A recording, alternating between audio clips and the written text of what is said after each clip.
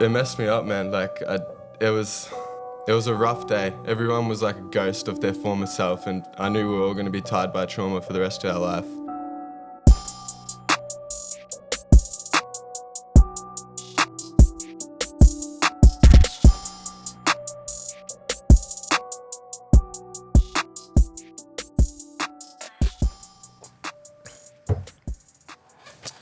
All right. Luke G'day. from the Koota Community. Welcome to the Zandaka Stories. Nice to meet you. It's good to have you here, man. Appreciate it. Mental health has been something that's talked about a lot these days, openly. But I feel like on the men's side, it's still somewhat, I feel, suppressed in a way.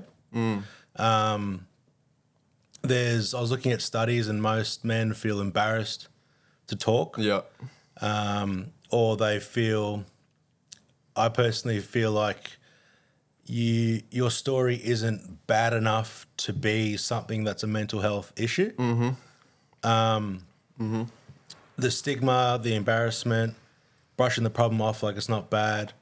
What sort of put you on the path at the age of 21 to start a community for men's mental health? Yeah, so I grew up, I'd like to say I was raised by the skate park.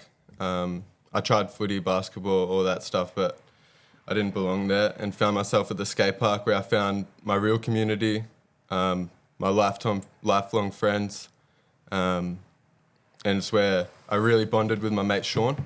Yep. I met Sean in 2016, year 8, and instantly we bonded.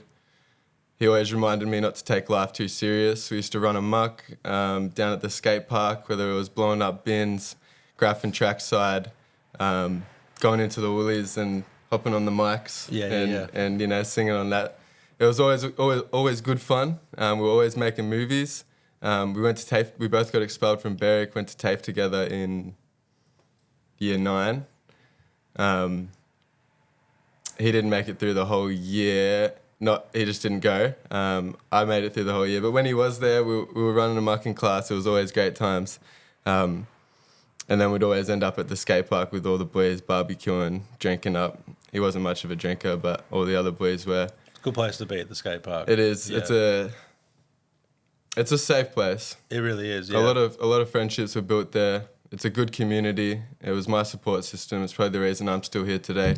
It's like one of those places where you can always just head down like by yourself and like someone's going to be there. Yeah, you're always going to end up finding someone there to either make friends with or learn something from. Yep. I feel like. And it's your local as well. Yeah. Everyone's local. I always like to say that the heart of the community is for the older boys at the pub, for the younger boys at the football club, and for the people that don't belong there end up at the skate park. Yep. And that's definitely true for our boys. We come from all walks of life. I was a skater, but there were bikers, graphers, your classic bums. But we were at the skate park. We're all the same at the end of the day, and we all valued mateship and loyalty pretty high. That's like skateboarding as a whole. Like it doesn't matter who you are, what you are, how old you are. Like I was like at the skate park at 15 hanging out with like 30-year-olds and shit. We had that thing in common. But there was no, like, you know, it didn't feel weird. It wasn't weird at all. No, my best mate is 8 years older than me. He taught me how to skate, Aaron. I met him at Narry Skate Park, and I've been living in my van in his backyard this year.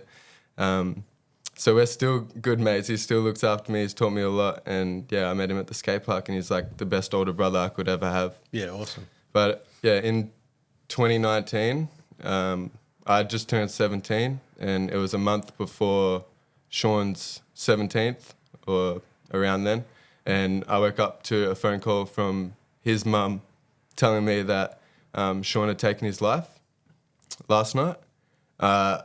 Originally, I had no idea what to do. I don't even remember saying anything. Like 17 years old, man, like, you know, it'd be heavy. It was heavy. I'm grateful for the crew that I made at the skate park, and I think after that call, I put the phone down. I think I just grabbed my skateboard and went and found all the boys. Went and found Dom and Alex and Kostya down at, I think, Berwick High, but I didn't go there anymore. I found them, and naturally we ended up at that safe place, the skate park. Yep.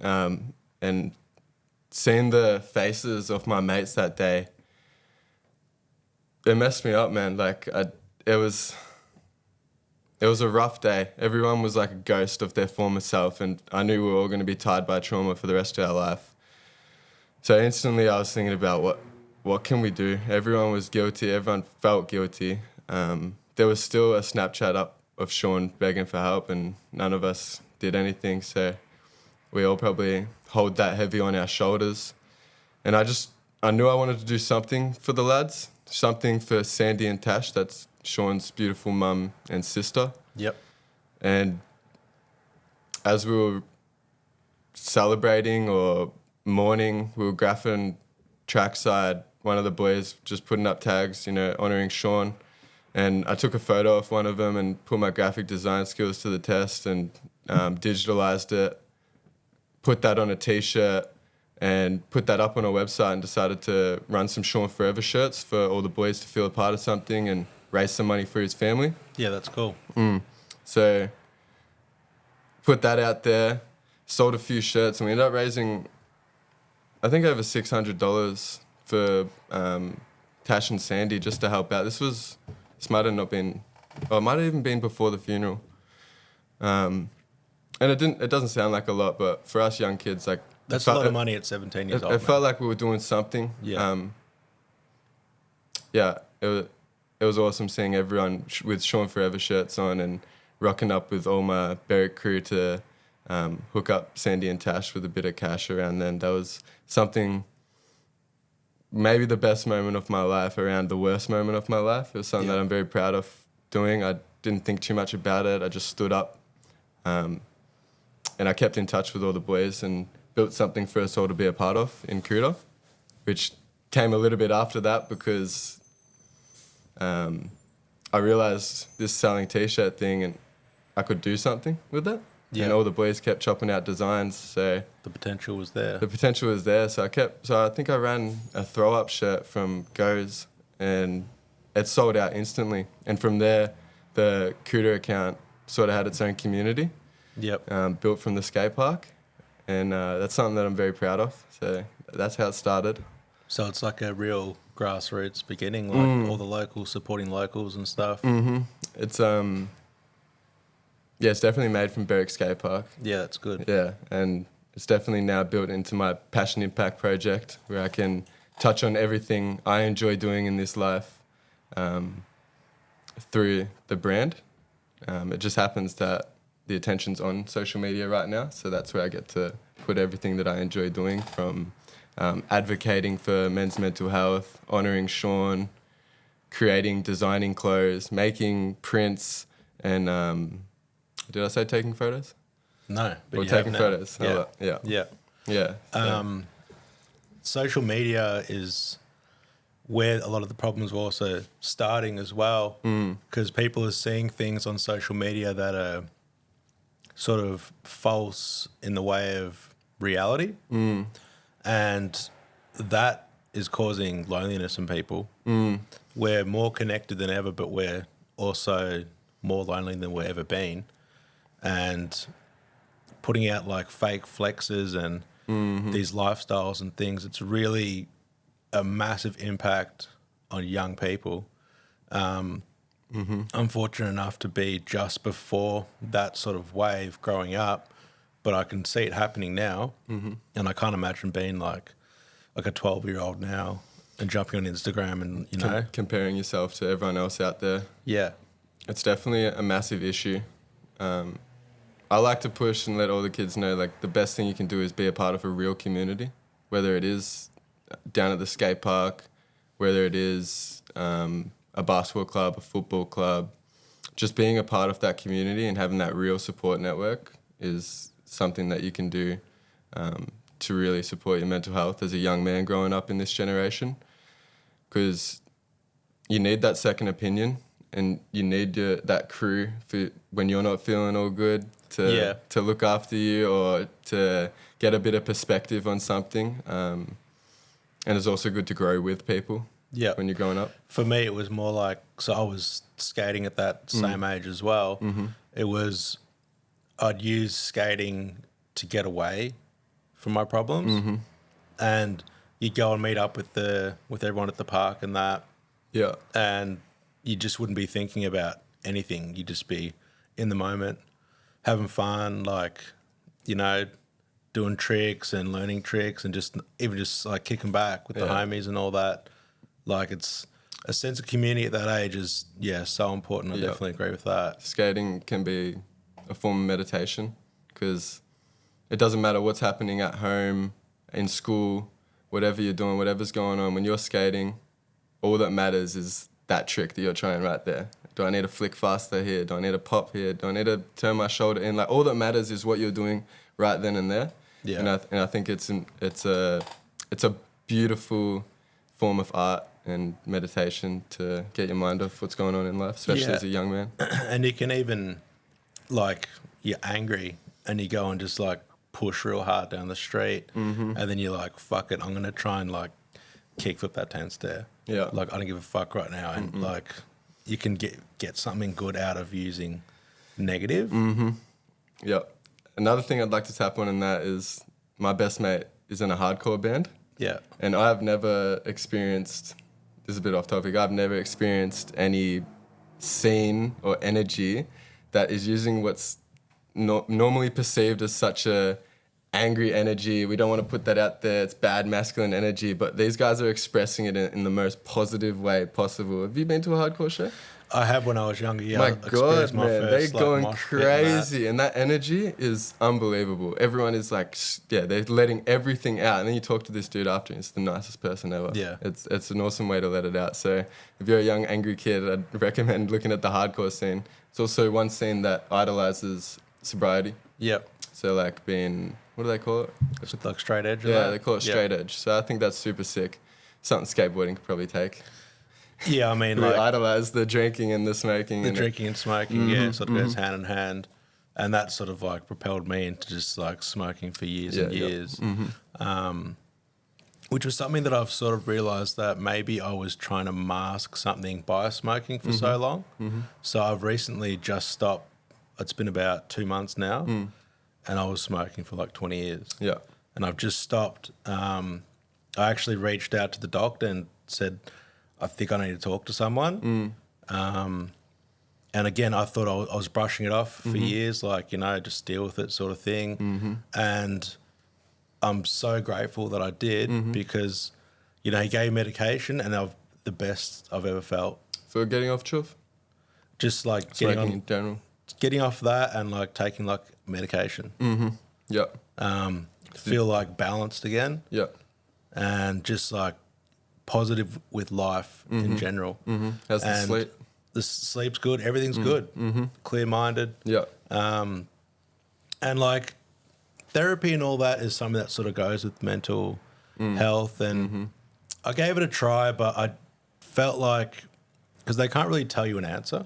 Yeah, you got to find your therapy. So I went there looking for an answer and I didn't get that. And I sort of felt like she was like judging me, like sitting there and like saying, oh, well, did you really feel like, I don't know, just put you in a box. Yeah. I experienced that. Yeah. And I was like, this ain't for me.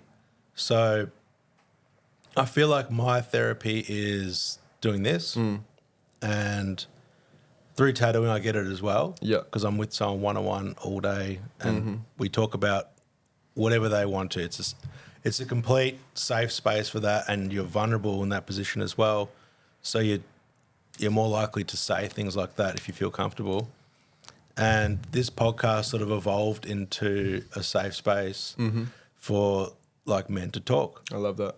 And I just didn't see a lot of it around. Like, yeah, it's a tattoo shop, but like we deal with different issues day to day. Yeah. And we meet interesting people and they all have a story and they need to be heard. Yeah, for sure. You know, especially if you're starting something like this community for young people, people need to know about it. Yeah. You know? Yeah, exactly. So what, like with the Koota community, what really like set that off? Like when did you start saying, okay, I'm going to start making the merch, the mags? Yeah, like so I kept running those shirts for a little bit with the boys designing them. little runs, little limited runs every now and again throughout, I'm going to say 2020, 2021. And then I was struggling with, I guess, self-doubt, but I was only self-doubting because, or maybe I was getting a bit of, what's it called when you... Like a block? Nah, yeah, I guess a little bit of a block, but it was only because I wasn't being authentic. Like I started because of Sean, yeah, but I was pushing merch and just trying to sell. Yeah. I wanted like the direction behind it wasn't. Yeah, there I wanted to provide value. Yeah. I can't be like those guilty streetwear brands that are just pushing, and there needs to be some value, something in it for someone else. So I need to be putting something into the community because I wasn't worried about making money. I wanted to make an impact. Yeah. I think I stopped Koota in 2021 for about a year and a half, 2 years. I hopped in a van with a girl and I did a half lap of Australia. Yeah, sick. And it was exactly what you can imagine. There was a lot of looking inward, a lot of free time, a lot of therapy, a lot of meditation, breath work, a lot of fighting with the girl being in the close space, a lot of learning about myself. And I used the trip to really think about Koota. Obviously, I was thinking about Sean every day. I never don't think about him. So I was always thinking about what can I do for our community to help the next young lad not feel alone? What can I do to make my boys feel a part of something? What can I do to honour Sean? What can I do to honour his family? All those questions I was asking myself around Australia. And our trip got cut short. We ended up doing a half lap instead of a full lap because we couldn't get over to Broome. So we came back down to save money. And then late in the year, my missus left me. So I was back to thinking, all right, what does my future look like? I'm not going to go travelling again. And I went on a trip to Byron over New Year's. It was a bit terrible. I was still mourning. I got back on the 8th and I dug up all the old Koota stuff, every single file, got into the old account, and I had a new intention. Yep. I wanted to raise awareness on young men's mental health, and I wanted to share stories from other young men so that young men who can see my account don't feel alone. You need to sort of step back and look at it from like a different lens in a way. Mm-hmm. And then, because it's hard, like at the start, like what's my direction going to be? Like you didn't even know what you were really doing it for. At the beginning, you were just, it came from the right intentions at the start because you just wanted to raise money, you know, for his family and things like that. And you wanted to continue it, but you didn't know what that was yet. Yeah. And sometimes you just need to travel halfway around Australia to sort of figure it out. You know? I got a new perspective on life. Sometimes it takes getting out of this box to do that. I would recommend that to any young lad, anyone in general. Travel. Yep. Go spend some time on the road. I was working at avocado farms. I was living in Airlie Beach in my van. Cool. It was a sick trip. So did you do like East Coast? Yeah, so I did the whole East Coast up to... We were on our way up to... Oh, we did Cape Trib. Couldn't get up to the top end because it was wet season and we were in a van. Went over to Darwin, then came back down the guts. It was a wicked trip. Yeah. It was a wicked trip. What's the middle of Australia like, coming down from Darwin? Cold at night, hot during the day. Yeah. And I think I drove... It's sort of the same scenery from North Queensland over to Darwin and then Darwin down to South Australia. It's sort of it's nothing. It's red dirt. Red dirt, shrub, couple mountains. I was driving, so like I'd spend 5 days straight driving 8 hours, 10 hours every single day. Yeah. But I loved it. I loved living on the road, and I'd do it again in a heartbeat. And the price I had to pay for diving into what I love doing and having an impact on my community is maybe pushing my travels off for a little bit, because I have this opportunity to have an impact and dive into the career I want to do in youth work. And so I've pushed the travels off a little bit, and now since I got back this year, I've been strictly focusing on Koota every single day. As I said, I'm living in my van out the back of my friend Aaron's house. He's got a little creative studio for me to design and print shirts, so I'm grateful for that. Shout out Aaron. And since the start of the year, from when I wake up to when I go to bed, I'm working on Koota, whether it's the website, the designs, the interviews, the Instagram, to the point where I've absolutely burnt out over the past month or so, but I'm now bringing on some help. I have a creative director sort of thing. To help me out. Creative, strategist for all my content and stuff. So I'm going to be hustling on the back end of the year with a plan. Yep. And I can't wait for that. Can't wait for a bit of help. So that's... Yeah, structuring is going to help heaps, like for sure. Make milestones and like things that you want to do. Mm-hmm. I want to get on all platforms. Yeah. Because like the attention's on social media. That's where the youth's attention is. So while it's there, I may as well be putting out as much content as possible to raise as much awareness as possible. Especially, like everyone's doing that. Like I still can't figure it out. Like I'll give it a go for a good 2 weeks, and then like nothing happens, and I let go for a month. Then it's like a cycle for me. Right now, I'm trying everything. Yep. Even this podcast is me trying something. I'm trying everything to find the content that fits me, and I'm just going to pump that out over all the social media platforms. I think that's the best way the way to do it. I saw you was that Luke Etho interview that you did, and that was real cool. Yeah. And the aesthetic of, like we were talking about before, how it's like a magazine. Yeah.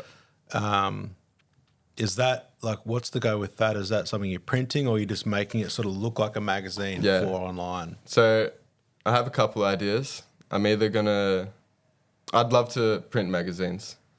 Obviously, it's hard to get a lot of interviews and make it big enough. And who's going to buy them? I don't know. But my plan is to do the interviews throughout this whole year, and then at the end of the year, have a magazine that comes with every order with all the stories throughout the year. Yeah. I think it'd just like be something. Annual edition. It's just something I want to create. I honestly couldn't care if anyone wanted to buy it or not. It's just something that I want to do. Yeah. I want to create a print magazine. I appreciate that type of thing. Yeah. It kind of reminds me of Zines, if you know what they are. It was just like online magazines, like back in the day. It was just called Zine. Yeah. And it might be like a random, like, photo of a wall with graffiti on it. Then the next one's like an interview. The next one's like some dudes at like a gig. Yeah, that's stuff like that. I'm trying to set up a website right now that allows people to interactively flick through like it's a magazine. Yeah. But to answer your question, right now it's just digital magazines in the form of like a skate interview. Yeah. If you've seen that in Thrasher, that's sort of what I'm trying to go for. Yeah, well, it looks exactly like that. I like it. And the Zine thing, and you haven't even heard of Zines before, but that's exactly what Zines are. I'd love to do that and use that form of what they did to share stories of young men. So yeah, well, you're sort of doing it now, so I'd look into that if I was you for sure. I'd like to say the first 6 months is season 1. Yeah, like this is absolutely struggle street where this is where we're really beginning now, right? So I can't wait for the future. There's a lot of opportunity, whether it's podcasts or real magazines, digital magazines. There's a lot of opportunity in the direction I've chosen, I guess you can say. And it's going to evolve constantly as well. Mm-hmm. You know, like there's events you could be running and things like that. Like I saw on your story you were doing the food for the homeless, or so what was that for? On Friday nights, I volunteer for the Melbourne Youth Bus, where we do outreach programs for young men who are struggling, and we're either cooking up food or creating a safe place for them to come on, talk, access computers, get any aid, warm clothes that they need. So every Friday night, I'm out there, whether it's Flinders Street or St. Albans Skate Park, trying to have an impact on the youth. It's something that I just do personally to help, and I'd like to do outreaches myself soon. I'm going to do market stalls. I'm going to do skate park outreaches at Berwick, whether it's barbecues or whatnot, and I think that'd create a sick sense of community. Yeah, for sure, and just like getting people talking, really. Yeah. So with Koota, what is it, like a lifelong thing that you're sort of going to be pursuing? Like, what's your vision for? All right, cool. It's definitely a lifelong thing. It's a passion project that I'm going to have on the side no matter what. But while I'm young, I'm going to go hard. Like, I'm going to be working full time while I'm pushing. Well, you're at the age now where you can burn yourself out. Yeah. And just hop back up. I'm going to try everything. Why not? Yeah. Why not? I'm going to push content. I'm going to try and raise as much awareness as I can for young men's mental health. I'm going to learn as much as I can from other young men and what they're struggling with. I'm going to take everything in, and my long-term goal is to have a men's group, right? Whether it's online or in person. I want to build a group of men who are unapologetically themselves and who can support other young men growing up, whether they're coming into our men's group. I don't know if you've been a part of a men's group before.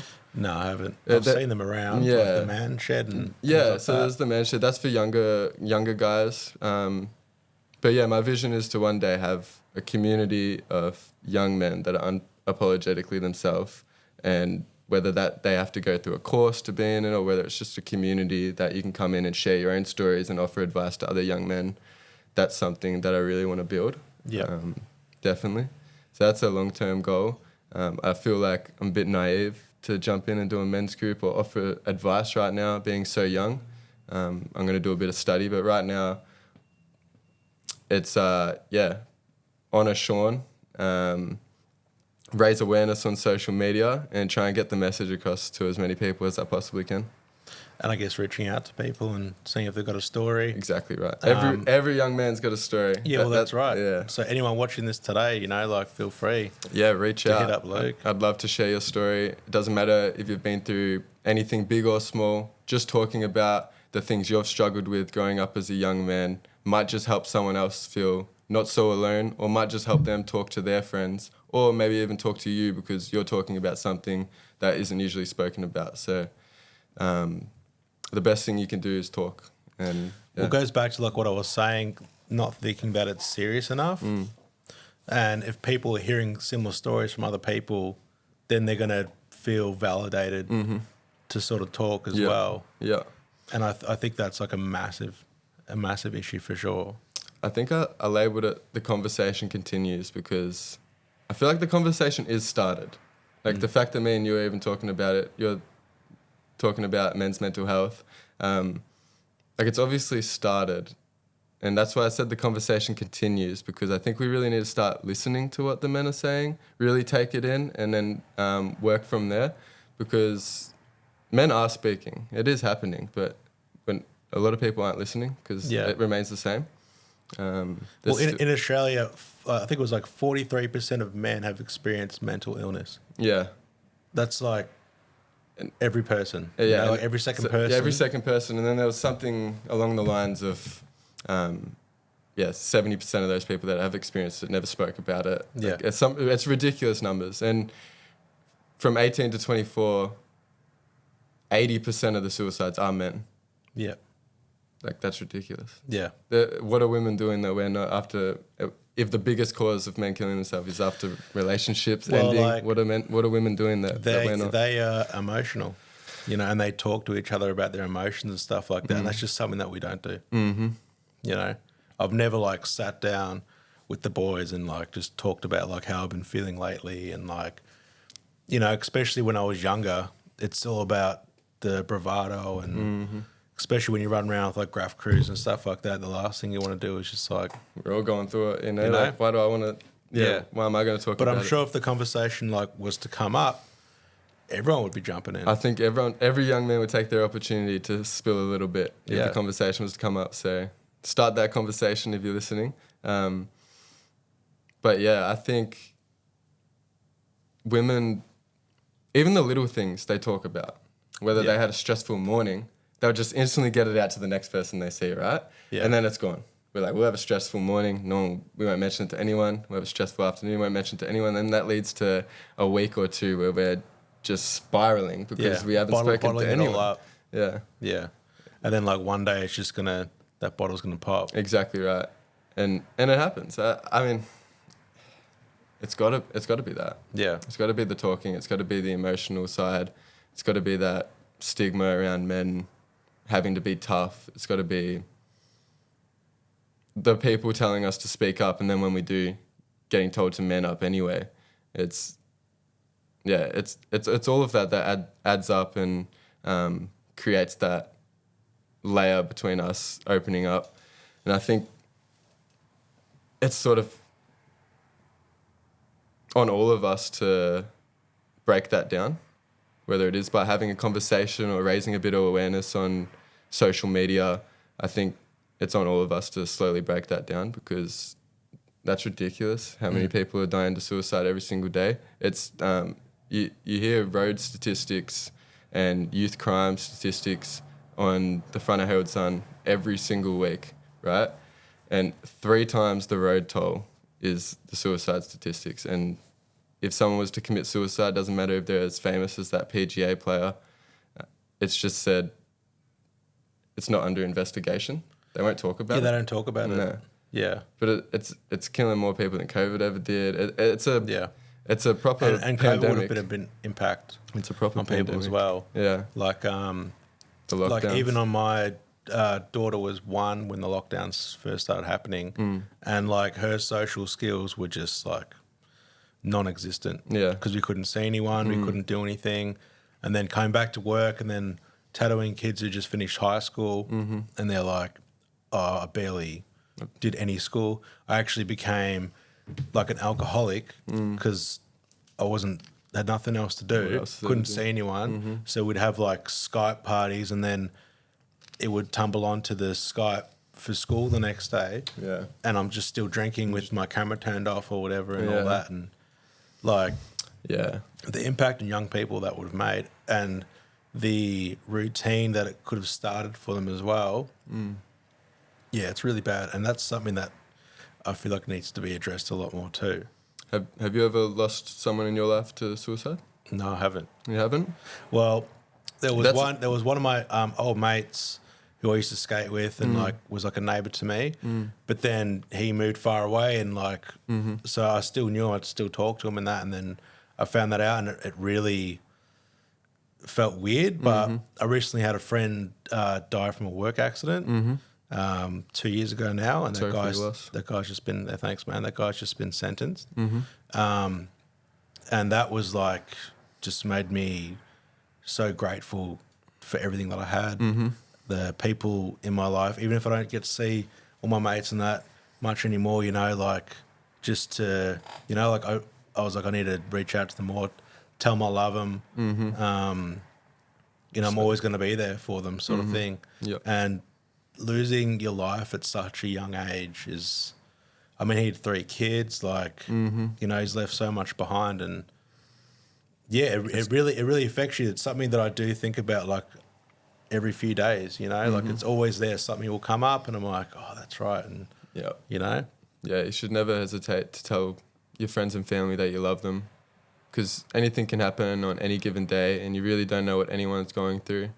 And another thing is, you don't know the impact you have on other people. Yeah. You have no idea how many people are out there that you've touched, or you've made a difference in their life, or made them smile. Like, if Sean could only see how many people rocked up to his funeral, it's unbelievable. The amount of people that were inside, there wasn't a single space. Outside, there was a couple hundred people. It was unbelievable, the amount of people that he had touched, and I just wonder if he had seen that, would it still be the same? And I think we underestimate how much people actually care about us, as much as they don't say it. So I think it's important to say it when you get the chance, so that people do know that they're loved. Yeah, because I feel like that has been something I've thought about before. Like, if I was to die right now, like, would anyone come to my funeral? Yeah. You know? And it's just like weird shit that we think about. I feel like as men, because we do hold on to so much things, you know? Yeah. Like even getting on like the depression medication and stuff, like I haven't even told my family. Yeah. Because I'm like, I don't want them to be like, oh, you shouldn't be on that because you had like this life and all that. Whether it's like, they're going to have an opinion, which is... Yeah. And that's something that I'm starting to just be like, fuck it. Like, I needed it. It's like made me feel amazing. Yeah. I'm going to say it. You know, I was, until recently, I was like doing it in secret, you know? Yeah. And that's part of the problem as well. Like it was a big step to go and talk, and it is a big step. And you know, if you really feel like you need to talk, like just do it. Like it is a big step, but you'll feel amazing after you've done it.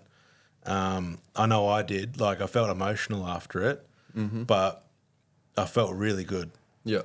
And just putting it out in the open and just speaking the words is like releasing that energy. It is. And I'm a big energy sort of person where we hold on to things, and words have such power. And by releasing it, we're just hopefully releasing traumas and just negative feelings in general, and converting it into positives, which is what we need more. 100%. I like to push the message pain for purpose, because that's what I like to say that I did. Something I'm going to put on a shirt one day. I think we're all going to struggle. We're all going to go through something, and it's inevitable, and it's how we use that pain or struggle for purpose, and whether that is speaking about it, or whether it is raising some money for the family, or whether it is using that pain to create a piece of art.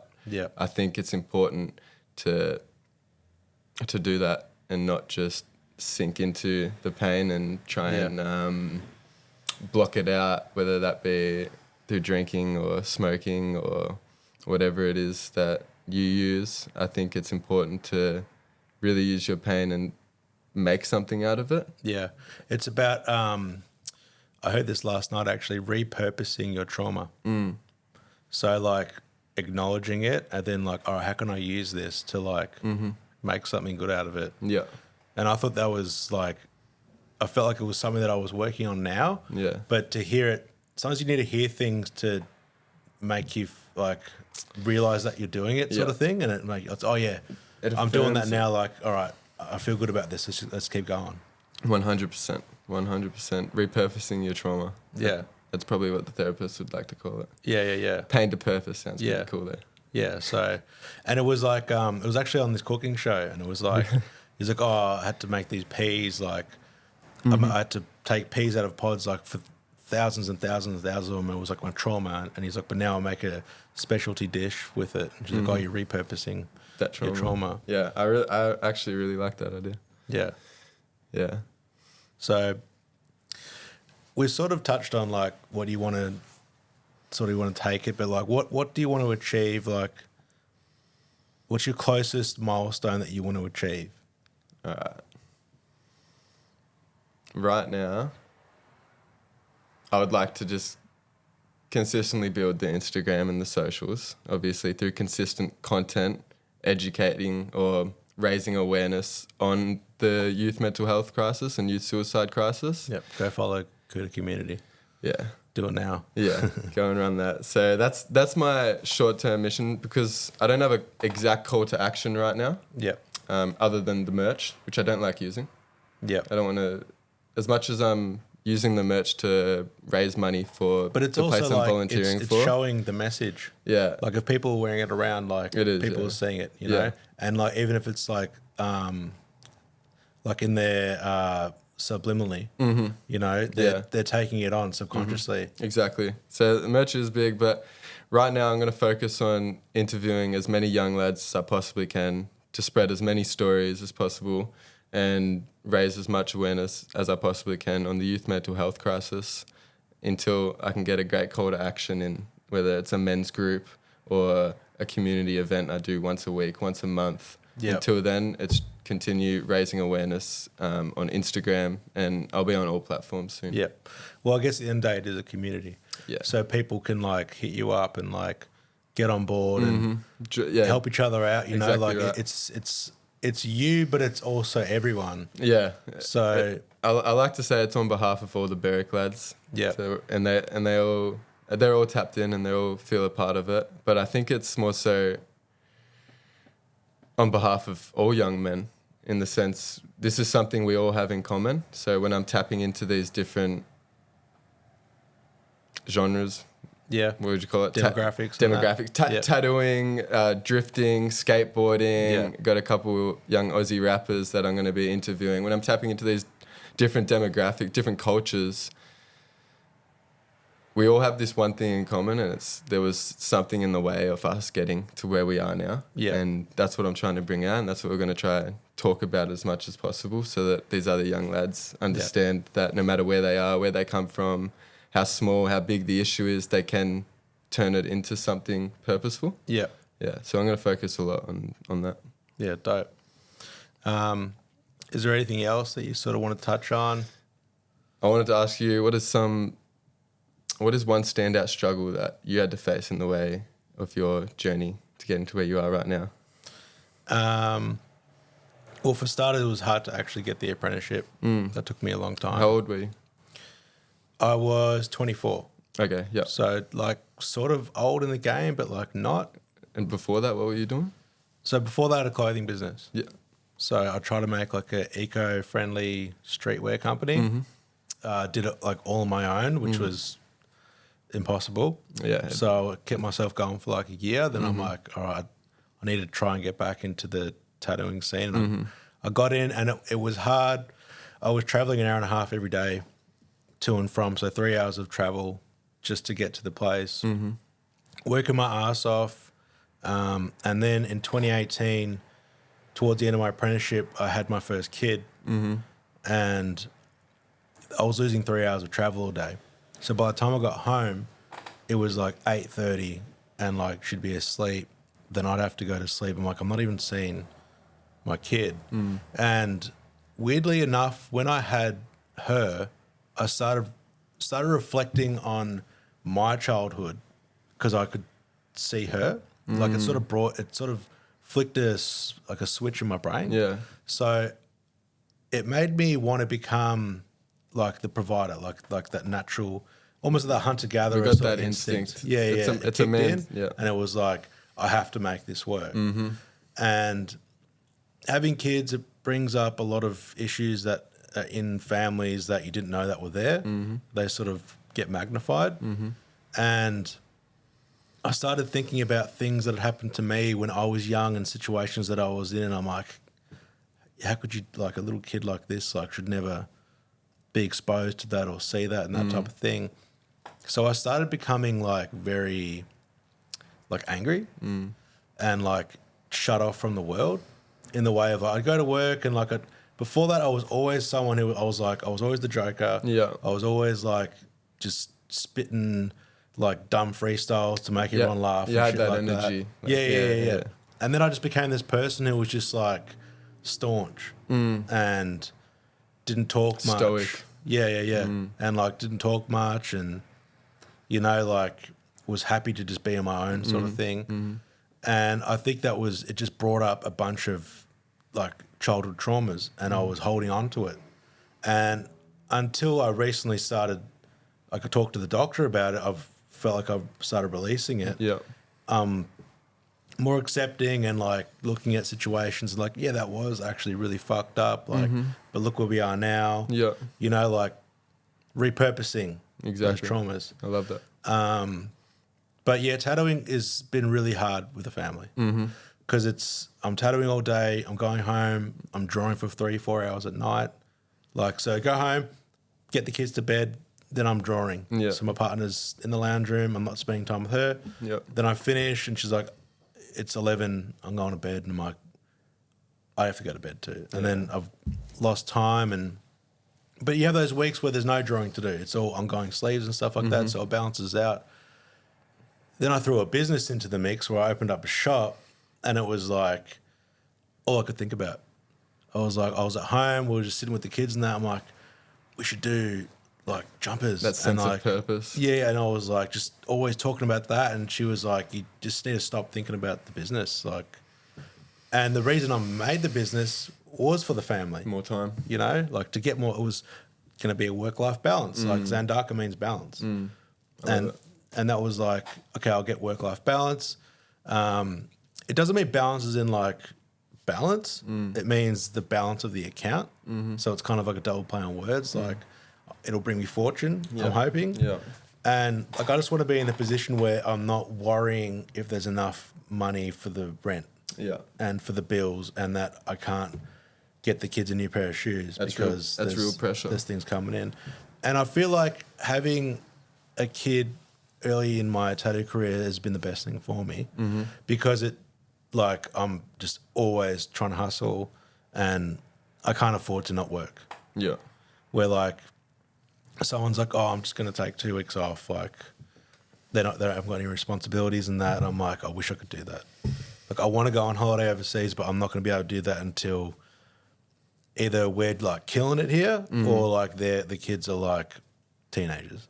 It's almost something like that. Yeah, the gift is the curse at the same time. But like I've accepted it and I'm happy and like I've never like been more positive in my life. When I'm with the kids, I'm giving them my all. Yeah. And this is for them. And I love that. I don't have anything for me from my parents. They never had houses and stuff like that. There's going to be nothing left for me. So I'm creating my legacy. Yeah. That's like what my new mindset has been. Is like, what legacy am I going to leave for my kids? Like when I do have my funeral, like what are the things they're going to say about me? You know? Yeah. And I think that's like something that's pretty important to think about. Yeah. I think something along the lines of that is what came into my mind when Sean passed. Because I also, at a young age, faced mental illness struggles. I've always juggled bipolar and depression, anxiety, or whatever I was labeling it as a kid. I was juggling something that I didn't know how to deal with.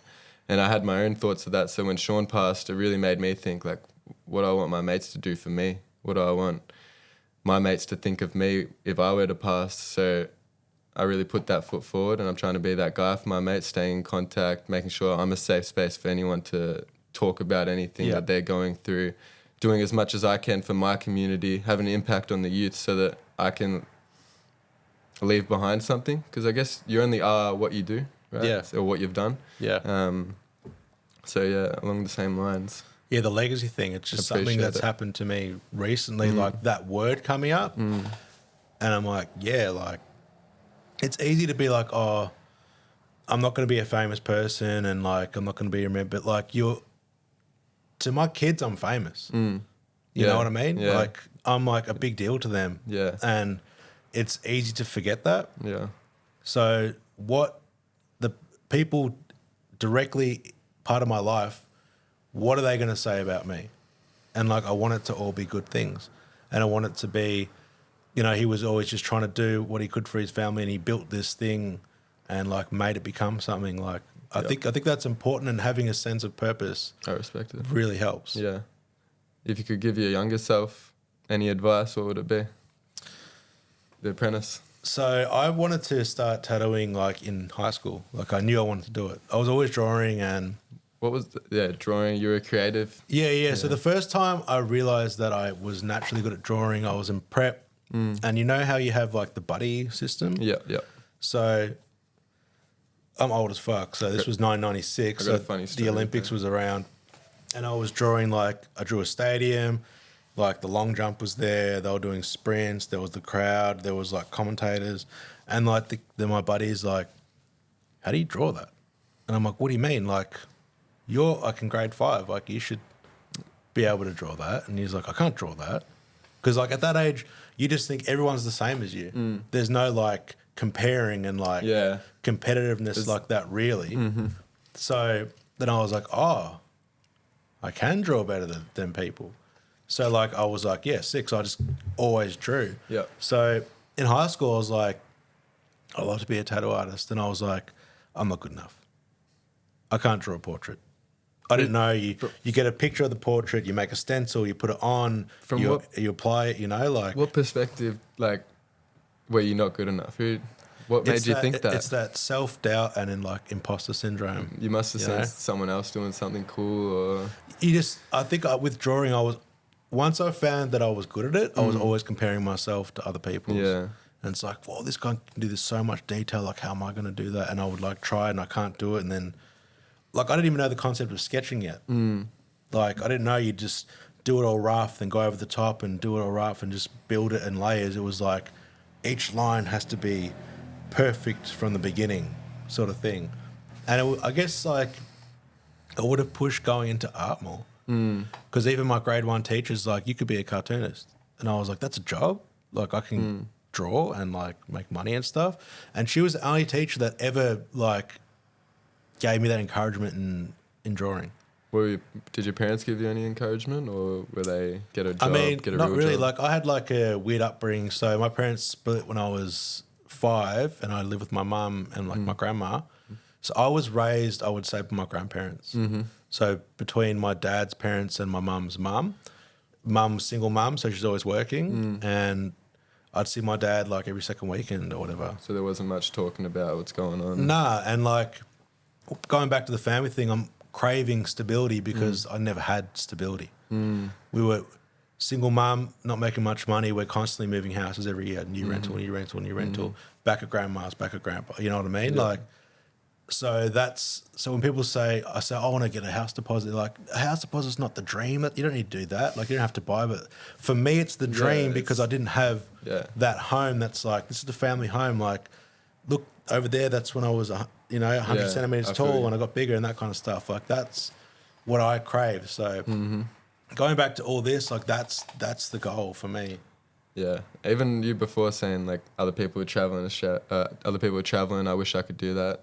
I reckon fuck what everyone else is doing. What you're doing is sick. Like you should be proud of that. Yeah. And like I don't feel like I'm missing your mission. out. Like you're not. Yeah. Like we're supposed to work till we're like in our late 60s and shit. Hey, it's not work if like you know what I mean? I love it. And like it never feels like work. And I'm never like, got to go to work tomorrow. Nah. Like, I don't have that. And I'm like so grateful that I have that because not everyone gets to do that. The traveling will come. Yeah. You know, like if the world's still going to be here, like I'm assuming. It's going to be, man. Yeah. No, you got to do what you got to do. But like we got to live for now as well. Yeah. You got to listen to what you got going on in your soul. Yeah. And you got to chase that first. Yeah. So other people, they might be traveling, but don't stress, man. You got your own mission. And that's something I'd like to tell other young men that are listening. We've all got that feeling. Don't worry about what anyone else is doing. You know what's right. You know what you really love. He obviously knew what he loved at a young age. Yeah. In high school, he knew he wanted to draw. He knew he wanted to be creative. Just tap into that. Who cares what anyone thinks? If no one's telling you what to do, just lean into it. Do more of that. Find people that are doing what you like doing and do it from a young age. Because from speaking to young men like Nate over here, I've noticed that a lot of people just wish they started doing what they really wanted to do at a young age. They knew they wanted to do it, and I guarantee you know what you want to do. Just tap into that and just do more of that. Even like at third, I started skating when I was 12. At 12, 13, I was drawing up my first clothing brand. Yeah. You know, it was called Cheapskate. Cheapskate. So like the C was the cents and the S was the dollar, and like World Industries was like massive then. So I had like this play on like a Grim Reaper / fire dude with like giving fingers up and shit like that. Like I was like, yeah, I'm gonna make this brand and stuff like that. Yeah. And then I was like, well, I got all the designs, but that's all I got. Yeah. And it just gets left there, you know. Yeah. But building a brand and making money. So two different things. Yeah, and like, but like at school they need to give you more real world, like lessons. Yeah. Yeah. What do you wish you got taught in school? Just like how to deal with taxes and shit. Money, like just basic shit. Budgeting. You have to, yeah. Yeah, like when you leave school, if you like move out straight away, it's like all right, now you got to have money for the electricity, the gas, the water, rent, food, insurance, your car's fucking up. Like, just preparing us for getting out in the world. Yeah. Yep. And all school really did to me was just drive me away.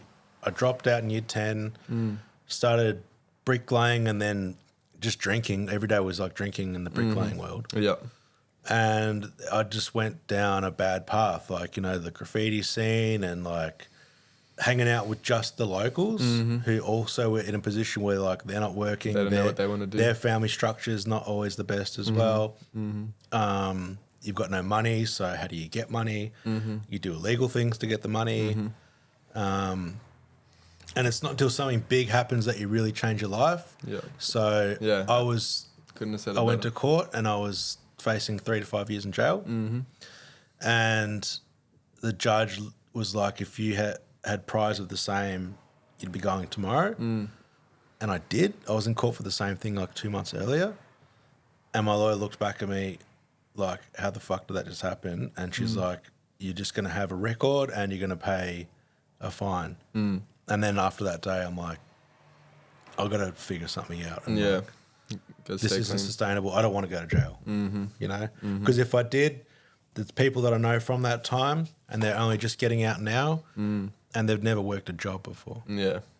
And like, I can't imagine what coming back into society, going in when there's like the tail end of MySpace and Facebook beginning, coming out and it's like TikTok, Snapchats, like the whole world's different. Like been going away for like 8 years. All they know is the boob. Yeah. Like, Yeah. so that was definitely a massive turning point for me. Yeah. I don't know whether it was my perspective or the way I was raised, but I feel like I could always see the pathways that hanging out with which people would lead me. Yeah. Like I always would go down that rabbit hole before I did it.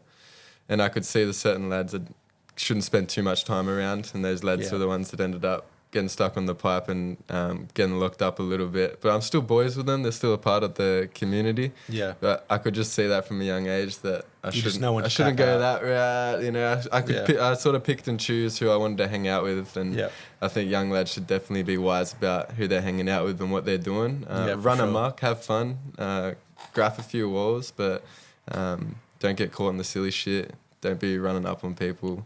Yeah, like you're a product of your environment, and if you're surrounding yourself around the same type of people, it just naturally happens. It does, like yeah. that, you know. It does. And For it's sure. unfortunate because if you just happen to be, you get the roll of the dice whether you grow up in that area, you can just become that, Yeah. you know, and it tends like, to happen. yeah, Yeah. and that's just, it sucks, and you just got to sort of try and recognize it and just try and get out of it, you know. Yeah, it makes me sad looking at some of those boys because they got a lot of potential. Some of the smartest people I ever met, and they're just stuck in that way because of the area that they grew up in. Yep. But if they happened to grow up in a different environment, they probably would have been full-blown artists Yeah. or designers, and yeah, they could have been doing a lot for the community. Yeah, it's because they just build a routine and a habit and a lifestyle, and then like, it's not easy to just like switch up your lifestyle. I still respect what they're doing. Like they always said they would stay true, stay low. Yeah. They're not going to change, and it's true they haven't. Yeah, But it's important to change. I think I've changed. I'm changing right now. I'm constantly changing. I think Yeah. that's important to do at a and young I think age. that's life as well. I think- I feel like you should always be learning and like Reinventing yourself. I think it's important to do yeah, that. like or removing one more layer to your core. Yeah. You know, they say that. I think up to grade 4, your true self, like who you are as that kid, that is you, Inner child. and we really have to tap back into that kid. Yeah. Yeah. I read something about when you're growing up, or when you finally grow up, it's actually about unlearning Yeah. more so than learning. It's Yeah. unlearning everything that actually doesn't matter or doesn't have any. Yeah, just like picking out Yeah. the things that you really don't need. Exactly right. Yeah. Exactly right. Need to tap into that inner child. Yeah. I'm doing inner child therapy right now Yep. because I think it's important. I Yep. think it's something a lot of young men should do. A lot of Yeah. men should do. And I've only done 2 sessions, but that's been really helping. Yep. That's good. And it fucks you up. Yeah. You get Yeah. emotional, that's for sure. Well, the thing is, like, you realize there's a lot of things that you have suppressed, like memories, and then you touch on a topic, and it's like, oh yeah, that's right. I never This felt happened. that. Yeah. Like yeah. you sort of brush that off, and Yeah. and then they like, no, you have to feel that. You have to sit with what you went through. Yeah. And you have to breathe through it. You have to feel that. Otherwise, you're never gonna be able Yeah. to let go of it. Yeah. Yeah. Yeah. It's weird how it just attaches to you. But yeah, the conversation continues, man. The conversation continues. I was really nervous for this, guys, but thank you. No, we did awesome, man. It was really cool. I appreciate it. And it was great to meet you. And good to have you, man. I'll give you a hug after this. Yeah, no worries, bro. Sweet. I appreciate you, man.